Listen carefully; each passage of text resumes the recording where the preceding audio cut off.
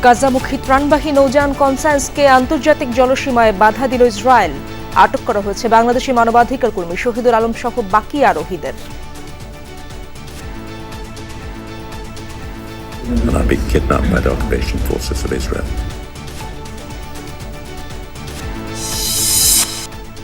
জুলাই সনদের সংস্কার প্রস্তাবগুলো নিয়ে 3টি প্যাকেজে গণভোট আয়োজন করতে চায় ঐক্যমত্য কমিশন। দলগুলো একমত না হলে নেওয়া হবে বিশেষজ্ঞ মতামত।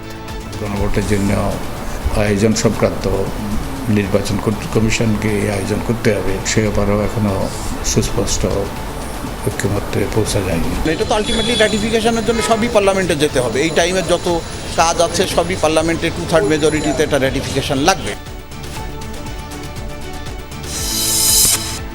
গুলশানে ইইউ রাষ্ট্রদূতের সাথে মির্জা ফখরুলের বৈঠক। নির্বাচনে পর্যবেক্ষক পাঠানোর সিদ্ধান্তকে স্বাগত জানিয়েছে বিএনপি। গণতন্ত্র কাজ করবে যদি একটা শক্তিশালী পার্লামেন্ট থাকে, সেই জন্য তারা পার্লামেন্টকে শক্তিশালী করার জন্য যে কাজগুলো তারা সেখানে সহযোগিতা করতে চায়। গুমের অভিযোগে ট্রাইব্যুনালে শেখ হাসিনার বিরুদ্ধে আরও 2টি ফরমাল চার্জ দাখিল। রামপুরায় জুলাই আন্দোলনে 28 জন হত্যায় বিজিবি সদস্য সহ 4 জনের বিরুদ্ধে 6 অভিযোগ।